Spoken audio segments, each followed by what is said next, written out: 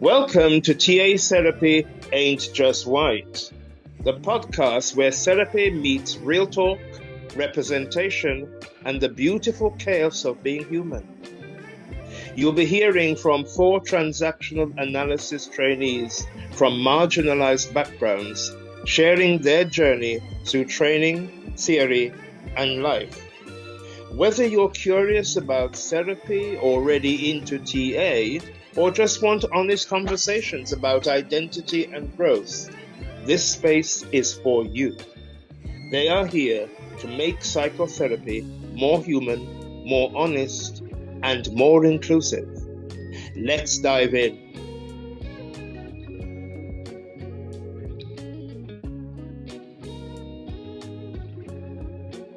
So, welcome back. Following our last couple of episodes on the first year of training, in this episode, we're talking about script, the unconscious life plan we develop earlier on. But we're placing script firmly in culture, history, and our lived experience because script aren't just created in isolation. They are shaped by families, communities, migration, race, and survival. As a colored South African, and we spoke about this in episode 1, so go and check that out. I've been living in the UK since the early 2000s, and I've had to live with more than one cultural rule book, and that's where script becomes really visible. So this conversation isn't about blaming parents or cultures. It's about understanding the intelligence of our early decisions and recognizing we now have choice. Okay, I'm joined today by my 3 fabulous colleagues, co-hosts. Do you want to all say hi? Hi. Hey guys, hello. And we are all trainees. We're not teaching, but we're commenting on our understanding of the theory from a cultural lens and our life experience. So, yeah, I'm going to kick off with what is script. So, the classic Berne definition, and they cited in many sources, but Berne describes script as a life plan based on decisions made in childhood, reinforced by our parents, and justified by subsequent events, culminating in a chosen alternative. So it's a decision we made in childhood, and it's been influenced by our parents, and it directs our behavior here and now today. Wendy, do you want to tell us a little bit about what you're thinking about script? Sure. It's interesting actually when I think about script because I heard about script before I even knew about TA, but I learned it very, very differently. So I suppose because we're trainee transactional analysis, we are going to talk about it from a TA lens. So as Robyn already said, it's a life plan based on decisions made in childhood. And Berne sort of has this idea that it's, I suppose, quite deterministic. So he's talking about it really as like a life plan. And it's almost like a story. So it has a beginning, a middle, and end that has already been written before you're an adult. And that sort of sounds quite weird to think about. But he goes on to explain that it's reinforced by parents, or if you don't have parents, by your major caregivers. And, you might learn this by behavior that you see, by direct messages, actually, from your parents, or even modeling. And he talks a little bit about society, but it doesn't really go into it too much. And I think Mike is going to fill us in a little bit more around that. So that's the reinforcing part. And then the bit about the justification that Robyn mentioned in the famous quote is that you start to justify it. So that will be like, it might be discounting other views or redefining. And so it just becomes your frame of reference. So whatever it was that you wrote, your script when you were a child, like maybe it could be, I need to work hard to be successful. That's how you're sort of going to live out your life, really. And when we say chosen, I suppose we have to make sure that we remind ourselves we're talking about unconscious. So it's a childhood decision that's made in an unconscious way. And I suppose, there is, like I said, Berne didn't really talk about culture, but other people have. There is, so, we've got the parent-adult-child model, but two researchers or theorists, Shibana Ramath, I think it was 2003, drew an extra big circle around it and said, you've got to talk about culture because, of course, the messages our parents are giving are also impacted by culture.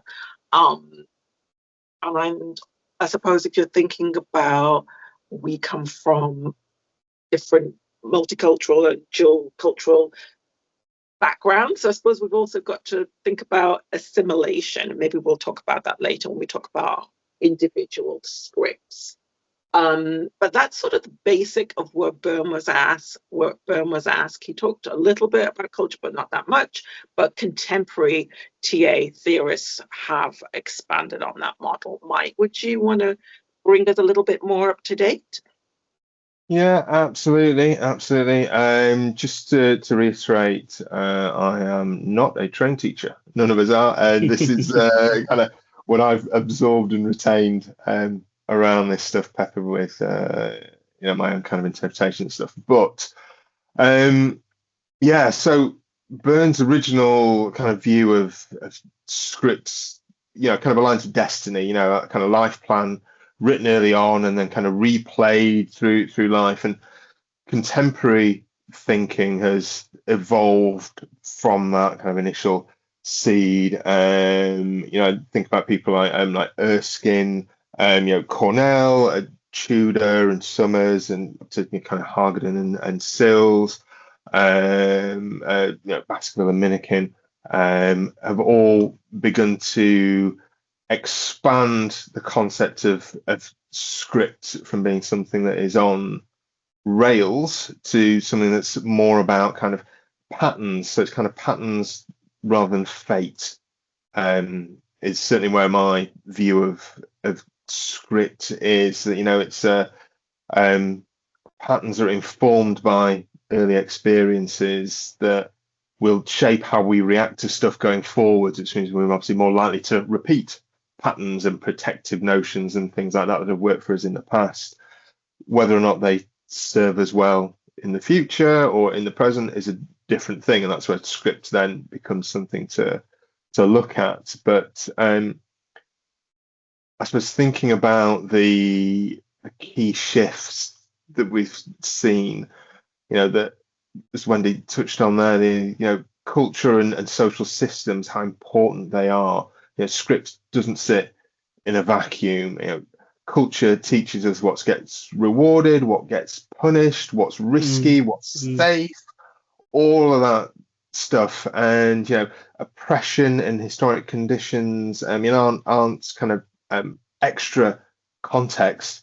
That's part of our script and our logic and our responses. It's woven into all of us from conception or even prior to that, when you think about kind of generational messages that are passed through. And it's, how do we stay safe?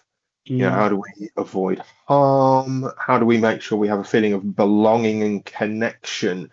All of those elements come into play through script and kind of determine the patterns that we follow. But it's super important to take a step back and to look wider than just the immediate kind of family influences into script or kind of primary caregivers.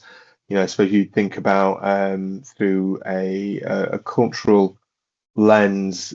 We've all on this podcast here had unconscious messaging about what it means to be non-white in society, and the assumptions that come with that, and the potential pressures within our cultures, but also externally as well.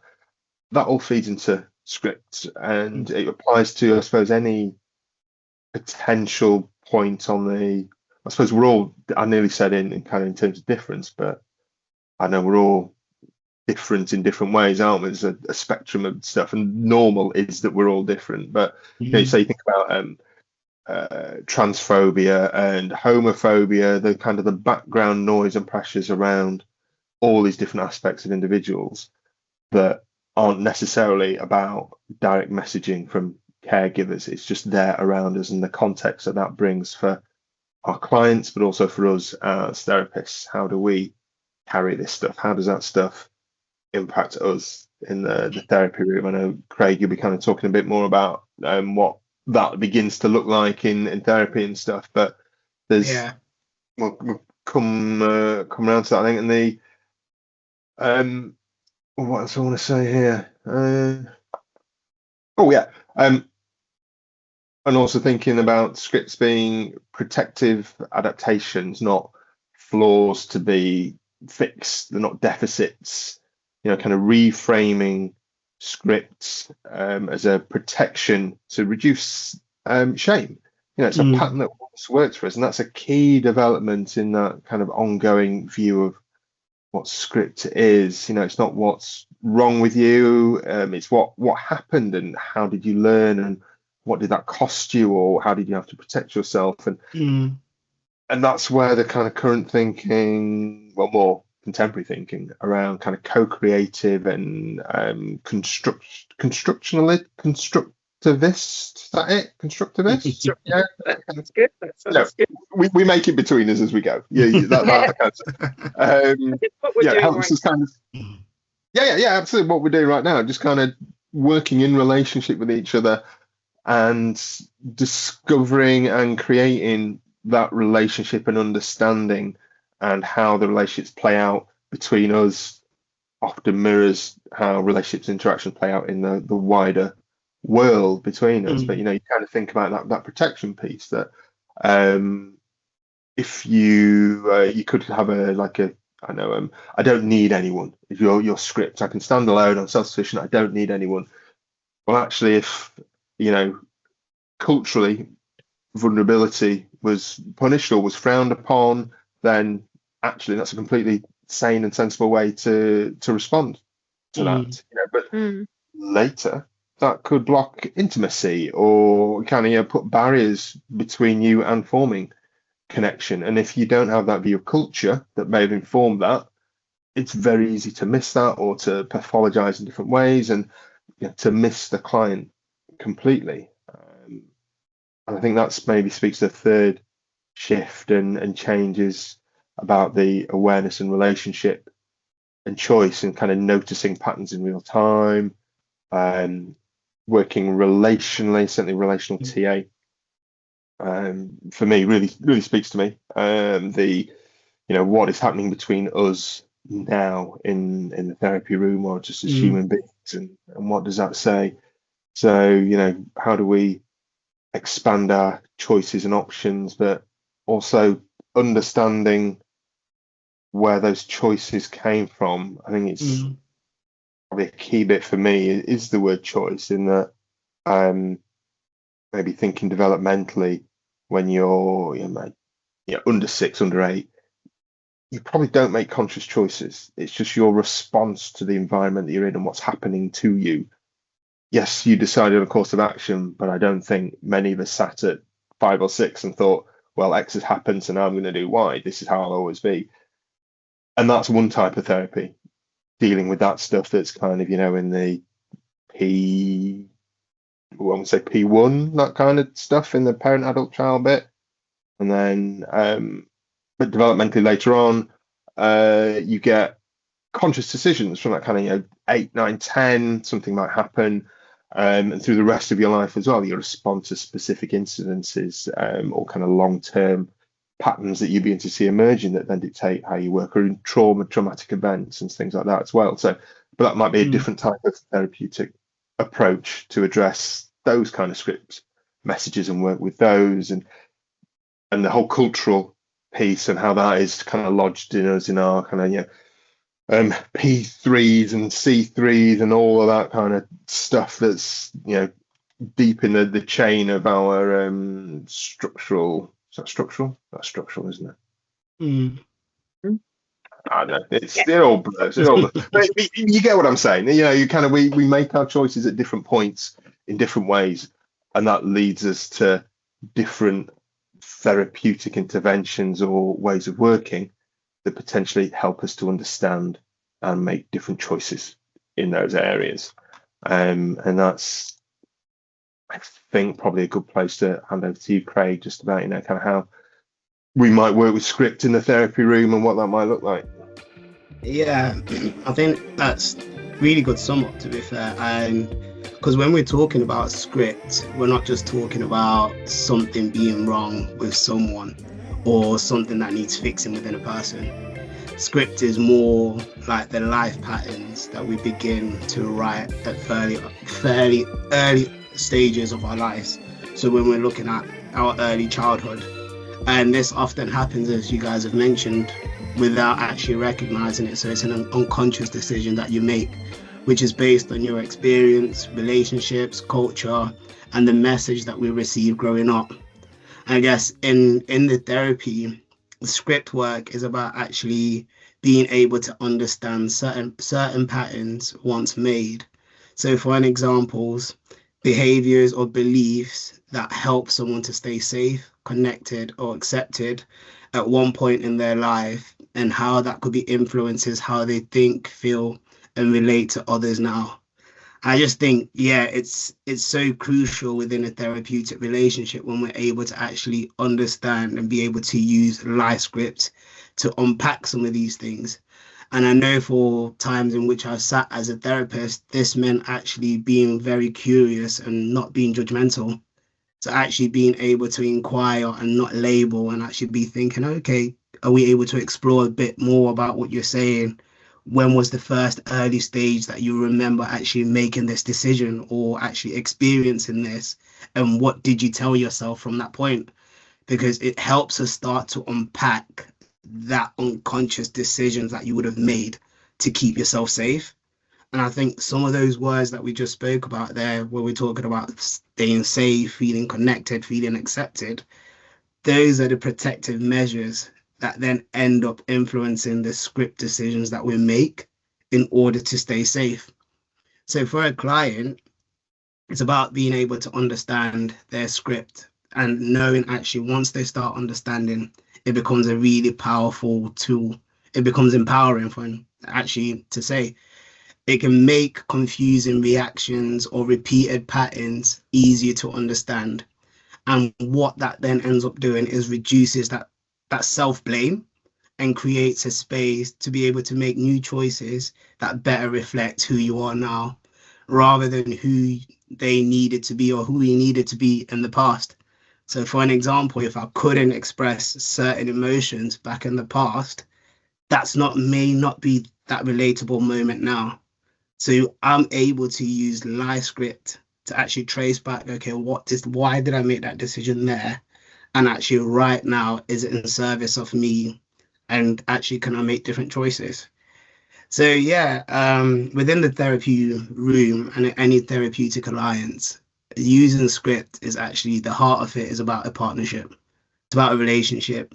It's helping someone recognize that the strategies that they once protected them were meaningful, while also supporting them to decide whether these strategies still serve the life that they want to live today.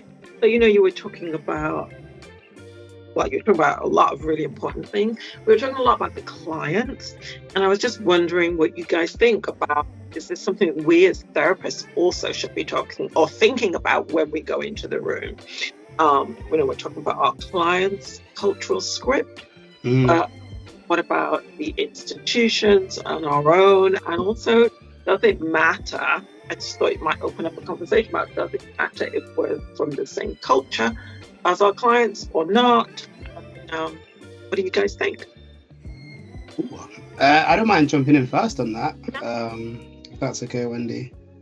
I remember when I first came into actually studying to become a psychotherapist, and one of the things that I think I remember making very clear was I didn't want to be labeled as a Black male Zimbabwean therapist. I definitely wanted to be labeled as myself as Craig. And crazy enough, that actually played into my script massively. So that was huge within itself, because I had been always seen as these identities and the gifts that I have. So obviously growing up as a footballer or being a manager, all of those things always felt like they came before me. But the more that I started to do the work around actually understanding in service of the client and what that means and the significant important importance for the client, I started to realize actually just why it's important to have a cultural understanding of where someone is coming from and the background and the length of reference that they have. Because if I don't have that awareness, as we said, I think Mike touched on it a bit, you can end up actually reinforcing and not seeing creation within the client. So if the client is coming in and they feel like actually part of their script is they don't feel a sense of belonging, they don't feel like they can fit in, and then now they come in and start talking to you about actually some of the experiences that they've had and what they've gone through. And if I'm sat here now as a therapist and I'm struggling to relate, that will reinforce those feelings. So it becomes a massive impact, actually. So yeah, hopefully that answers your question. I just thought, yeah, you know what? Let me jump on that. Yeah, I was just really curious because I was thinking, like, when I was looking for a therapist and what I was looking for, I was actually looking for a Black TA therapist, and it was really hard to find. And part of that was because there was this ability to sort of not have to do the cultural explanation and then maybe work on other aspects of script. But thank you so much for sharing that. That's really great, very generous of you to share. Yeah. So open it back out. I don't know if anyone else has what their experience are and the significance and importance of it.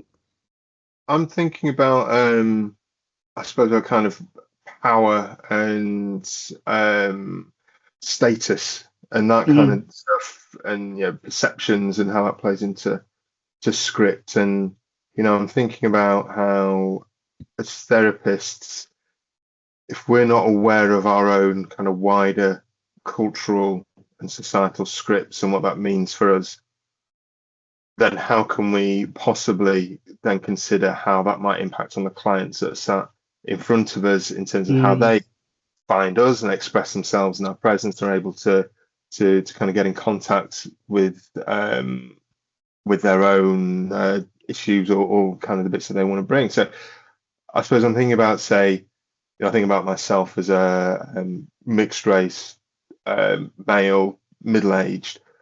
What does that mean to someone walking into my therapy room to sit down with me? Where does that play into their script as to how they should respond or be in that situation? What do I represent, as the therapist, if nothing else? That kind of position of power, immediately a one-up position to somebody. And if, again, that plays into their elements that they're bringing, elements of their script, immediately we start to fall into unconscious patterns and can't find that kind of healthy connection between us. If I'm not aware of my own scripts, how is that activated when I don't know, say when I'm sat with a client who is an older white male, and you think about kind of cultural scripts, that's quite a powerful position. That is, to be respected, to be listened to, all that kind of stuff culturally, way back. How is that manifesting in me in those moments? And how is it manifesting in the client as well? It's being aware of those bits so you can have those conversations, or to be able to use that with the client to start to draw out and drill down into some of the messages and some of the areas that we need to get to. But that's what was kind of springing to mind for me, was that wider interplay of stuff within all of us. And I think for me, what it brought up is coming back to contracting and what does the client actually want? Do I need to bring culture in if that's not something the client wants to address?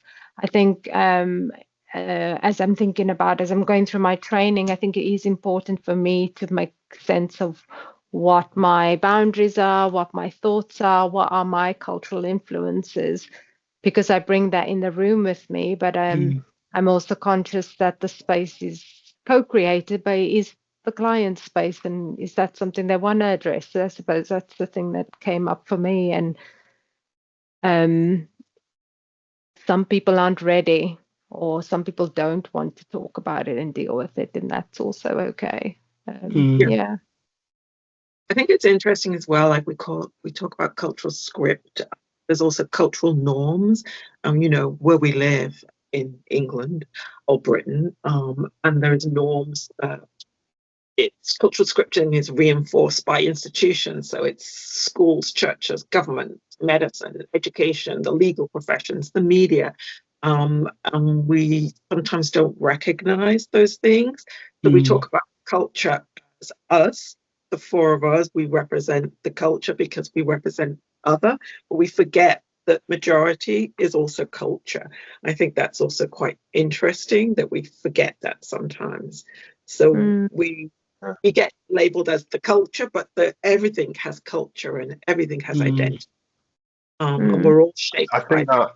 I think that's a really good point, in that the wider culture, the norm, often isn't seen as a culture. I think kind of within that, they just are. It just is. And then anything that isn't that is different, has culture. There's a culture to be understood is different. And I'm struggling. I'm stretching now, trying to think back to. I was reading a piece. It was a piece. I think she's a Muslim therapist. It was Mira Khan and her book Working Within Diversity. She promotes working within difference rather than working with difference. And the rationale being that as soon as you say I work with difference, you're othering immediately. There's I'm normal, you're the difference. And there's a barrier. And well, actually, if you're working within difference, we are all different in different ways. And it's how do we meet each other to understand each other. And I found that really powerful, that kind of working within rather than working with. And I'd not considered it actually in that kind of context. That you think about inclusion and things, don't you? And look how inclusive we are. The fact that we need to talk about being inclusive and that we categorize these differences makes them more different in a way, and it covers that interaction and plays into the scripts and everything on both sides. And just that kind of switching language and mindset around it really resonated with me. And I think just what Mike was saying, I think part of it for me is what to an extent sums up about TA, that harmonious working together relational work. That yes, you could be coming from a different kind of lens, but how do I as a therapist actually try and meet you where you're at and try actually just journey alongside you with that? I may not fully understand to the full lens of your background or what you're bringing, but actually being able to be harmonious, being able to hold conversation, being able to be curious and inquire. Actually, a lot of that can start doing a lot of reparative work in someone's experience, and you can start to look at actually bringing different change using script through that. And just wanted to just chop that in there, if that's okay. No, that's great. I suppose when you were saying that, I was thinking to myself, is TA providing a wide enough lens, or is it down to us as therapists to bring in our own cultural experiences, our modern ways of thinking? Something to think about. And I think what I do like about script theory and a lot of the TA theories is that it's a language, it's a way that we can make sense of human experience. And in therapy, you were talking earlier, was about bringing these decisions as sort of playing in the background into our conscious awareness. So thinking about bringing things into our awareness, let's bring it back to our own personal experiences of script and how we've made sense of this from our own experiences. So I'm wondering what happens when one's cultural values or of obedience, for instance, and other values of self-expression collide? What happens when those two scripts or ways of thinking? I found myself smiling when you answer this question, because I'm like, this is my lived experience. I kid you not, right? So you can imagine, so I think I've explained it before. So I grew up in Zimbabwe, born in Zimbabwe, moved to the UK when I was 6. So immediately, culturally, value obedience, respecting authority, respecting your adults is a massive thing within Zimbabwean culture. But I think in most cultures anyway, like there is that cultural belief that actually you respect your elders.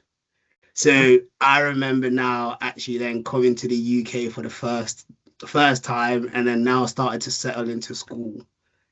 And I'm seeing kids chatting back to their teachers. Boy, you can imagine the confusion that was happening internally. I'm like, you can do that? You can do that and not get a, oh, okay, I can't say it, but, a little whooping on the, little tap on the side being like, yo, Craig. So I was very intrigued by that, but that was a massive conflict, because obviously parts of what within the UK culture, as a child is, speaking back or answering back, part of them is actually they're expressing themselves. So there's part of their emotions that they're expressing. Whereas from my frame of reference, your feelings, my message was actually your feelings don't matter. If I'm saying something to you, you are a child, you better listen. Because I said so. It's because I said so. And I think, I tell you what, Robyn, honestly, that was probably the hardest part of growing up. Hearing that because I said so, and you can't have an explanation. I remember just growing up, like there was a slight confusion, because I'm like, okay, so I'm just being told to do this, but there's no explanation. So obviously, especially then when it now comes to that curiosity and being able to just question, okay, why am I doing that? That ability to be able to express myself and ask those kind of questions wasn't invited into the space. But I'm coming to the UK now where you're being told, actually, yeah, it's okay to express yourself. You can say what's on your mind. You can say what you're feeling. You can say what you're thinking. I tried not to take it into my mom's house, boy. It collided. She said, you keep what you learn out there. But this is the truth of it. This is actually, there's people going through this right now. There's people listening to me that actually are having that struggle. So it can happen. You can have cultural values of obedience conflicting with actually being able to express yourself. And we potentially will have clients or that will come into a room and this is their lived experience. Yeah. That was my lived experience. Even though I was brought up here, just sometimes as well in England there is a class system. I found personally, growing up in the north in a working class environment, very few people of color, the immigrant experience was sort of the same message. It was, you follow the rules, you don't stand out, you do well in school. That was the expectation. And I did question it, but I didn't get any answers.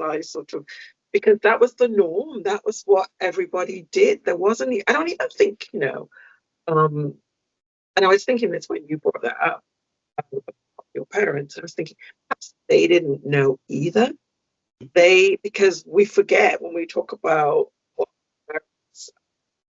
messages, they also got those messages from somebody else and somebody else and somebody else, and sometimes it's got lost. Like they don't even know why, but they're just telling us because that's what you do. That's what you do. Yeah.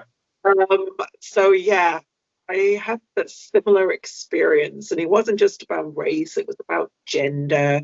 I saw the way women behaved and limiting views, like the idea that this is your space and this you could aspire maybe to be like a teacher or work in a bank. And I just was like, no, this is not me. I am fit in this space. So yeah, what about you guys growing up? There's a couple of bits you've absolutely kind of sparked there. So I'm thinking about that kind of the code switching. I think we touched on a bit before, so kind of using it to talk about how do you operate in those different environments. So, when you're at home in one environment, the rules, the scripts that has to play out in that situation. And then you're in a different environment at school or, more social environments, whatever, as you're growing up. There's a different set of rules that you have to apply and live to survive, to fit in, to connect. And when you're kind of with clients and things, I suppose it's, how have they dealt? Do they do that switching? Have they found a third way that isn't one, isn't the other, is something different? What, all of that kind of nuance of stuff that comes through for each individual. But think about my own experience, my own situation and stuff. So as we touched on, I'm from a dual heritage family. So one side is Jewish, the other side is Caribbean, and I think one of the key things for me that I've kind of begun to understand more and more about my script, especially, is I've always tried to strive for unity, for kind of consensus, that kind of stuff. I look at what I do for a job now. It's about working with people, finding common ground, consensus, and moving things forward, avoiding conflict, that kind of thing. And I think back to my birth and my kind of early years, and there was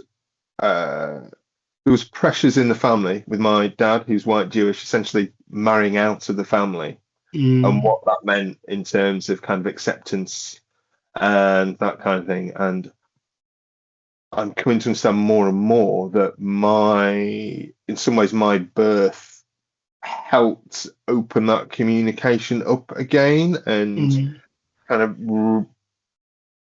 not kind of reintegrated, but there definitely been splits, I think, in the family, with dad choosing to follow his heart rather than the kind of culturally expected norms. And I think some of that carries through with me in terms of trying to be that middle ground, that consensus maker, bringing people together. And I can see that and understand where that comes from in me, from that experience in this kind of very earliest of years, up to kind of 4 or 5ish, something like that. And obviously, I was born mid-70s. You think about the time then going into the 80s and what that was like culturally outside as well.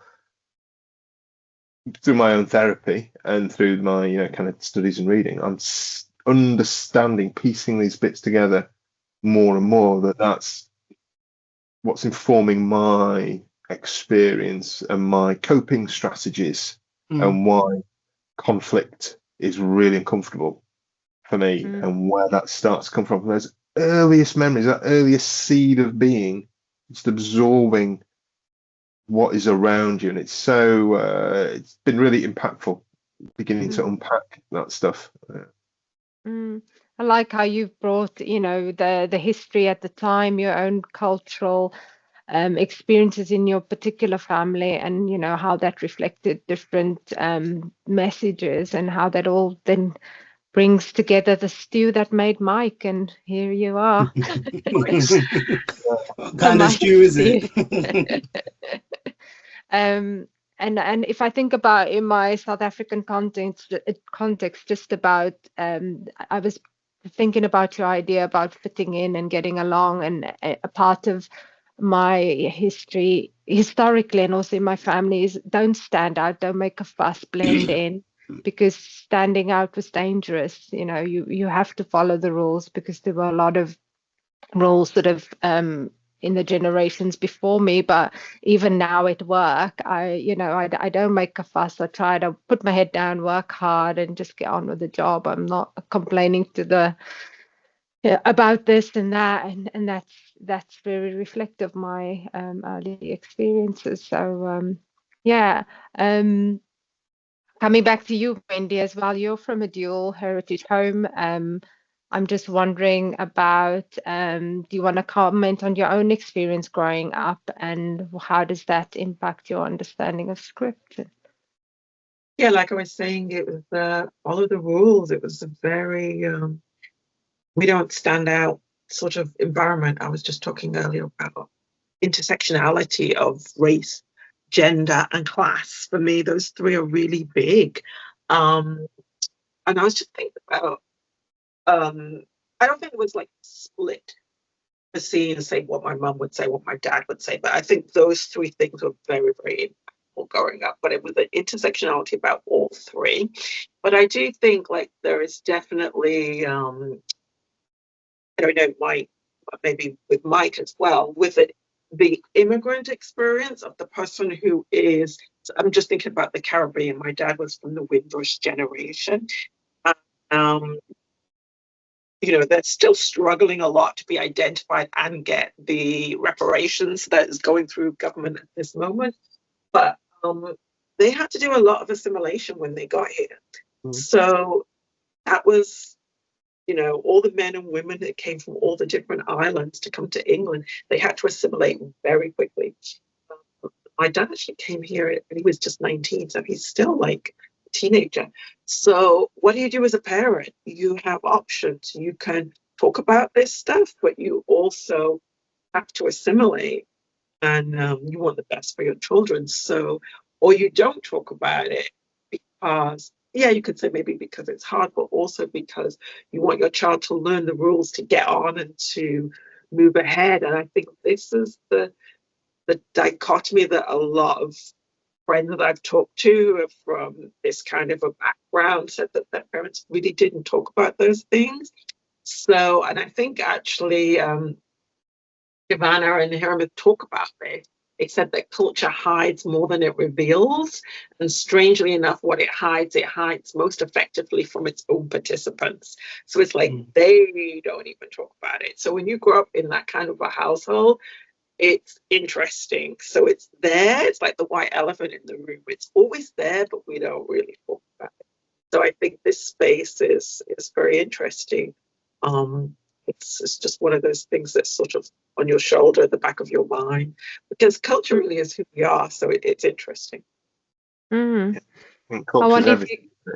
Culture's everything. It colours everything that we do, that we think, that we say. So it's, yeah. I'm wondering, Craig, from your background, what scripts about respect, authority, or silence were strong growing up for you? It's interesting because I feel like even this conversation now has invoked a lot of thoughts for me, because when I now actually, as you were speaking, Wendy, I was looking back and tracing back actually some of my own script beliefs, and actually the message about respect authority or respect your elders. I was asking myself, okay, but why? Is it because I actually value the person and I respect the person as a whole and who they are? Or is it because I've been told that's what I need to do? And within those, and I'm sat here conflicted, because I'm like, actually, there's certain people that I know from my own experience, I've just ended up respecting, but I actually don't know anything about them. I actually have not engaged in any conversation with them, but I've just been told to respect.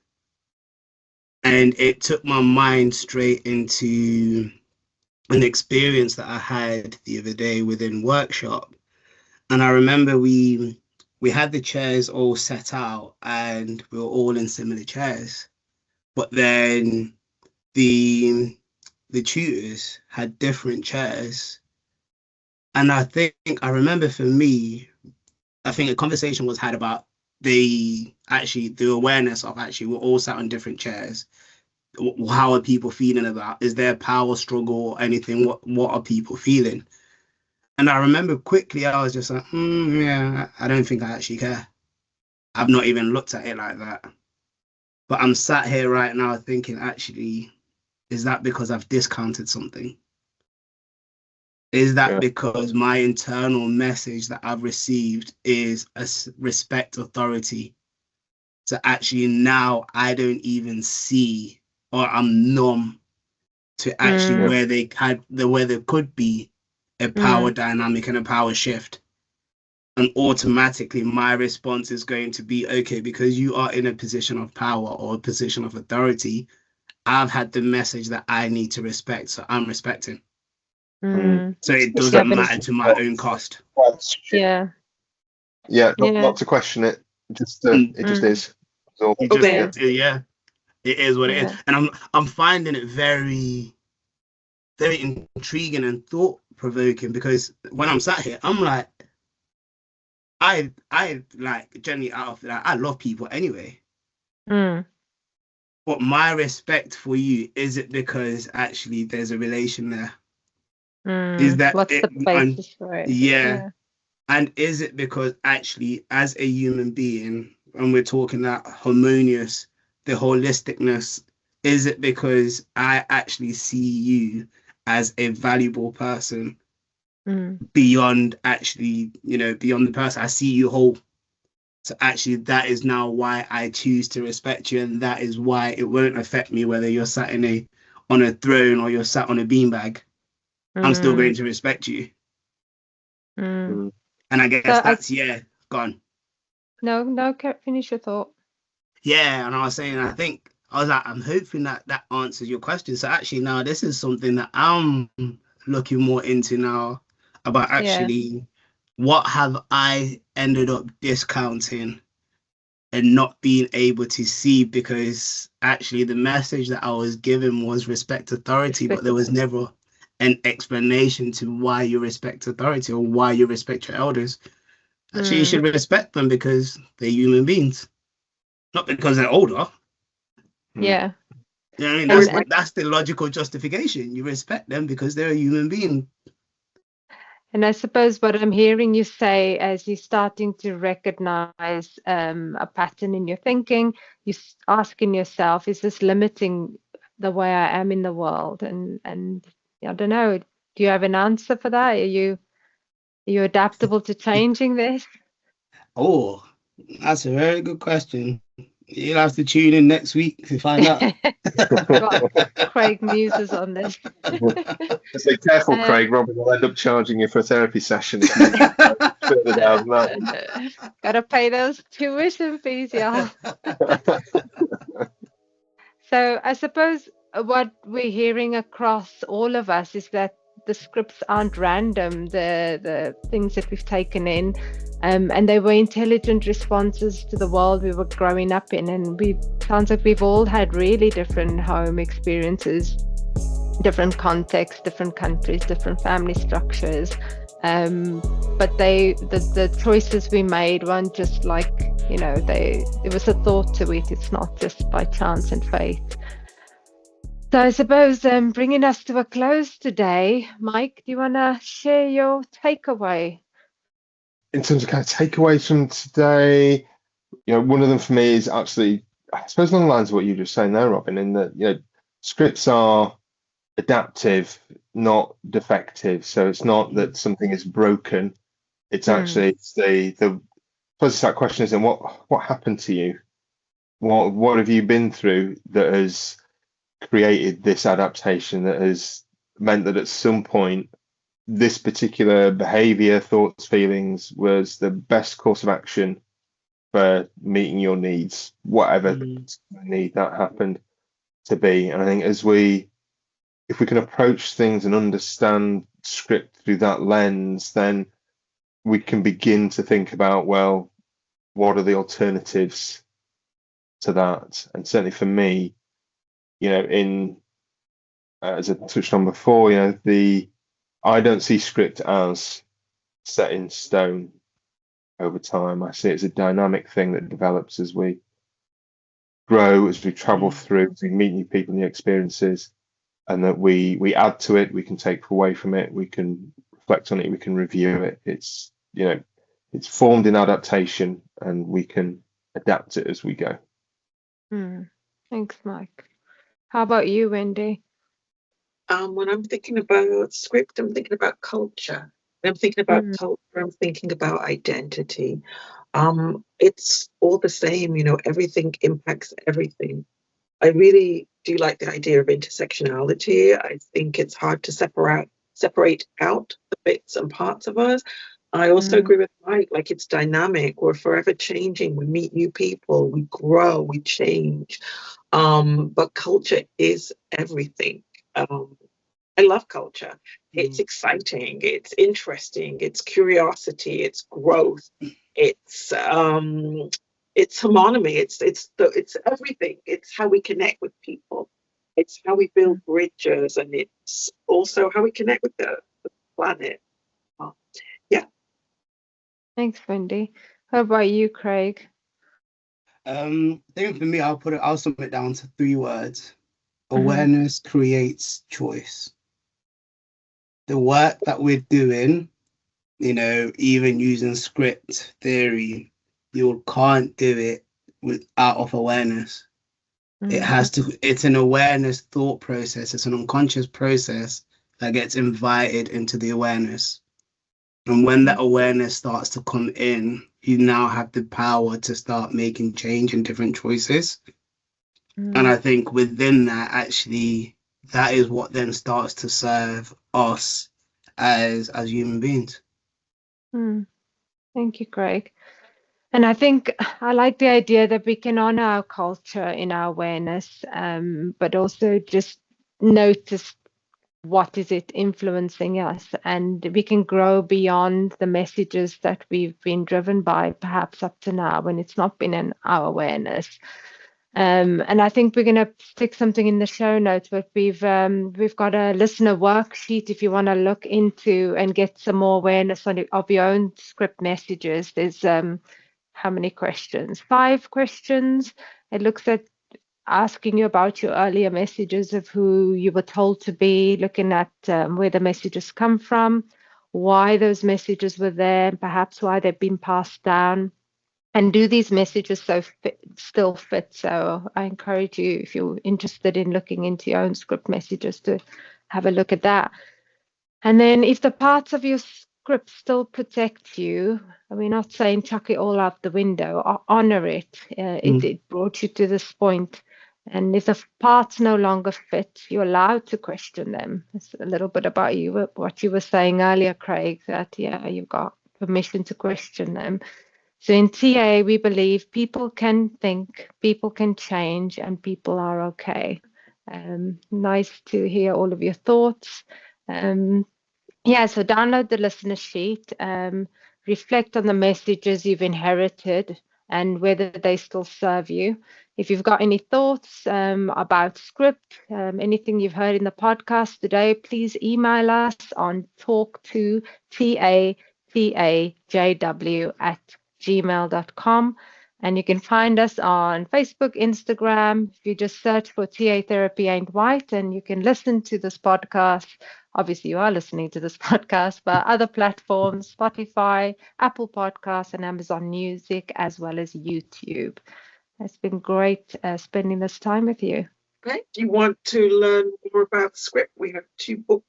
So our first book is Life Scripts, a Transactional Analysis of Unconscious Relational Patterns by Richard Erskine. And our second book is Radical Relational Perspectives in Transactional Analysis Psychotherapy, Oppression, Alienation, Reclamation by Karen Minikin. And the full details, the one that I mentioned, is Working Within Diversity, a reflective guide to anti-oppressive practice in counselling and therapy. And that's by Myra Khan. And then if you want to learn more about TA, there's a great podcast on TA podcast. It's episode 1 on series 10. And also if you look up on YouTube, MIP TV has a good explanation on script. I've not got a book to reference, but stay safe and see you next time. Thank you for joining us. Bye. Bye.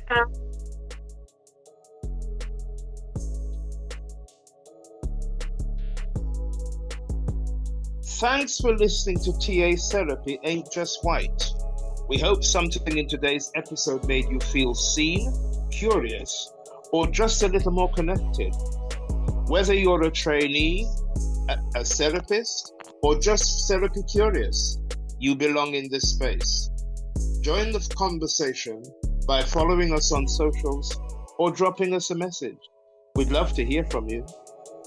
Until next time, stay grounded, stay curious, and stay you.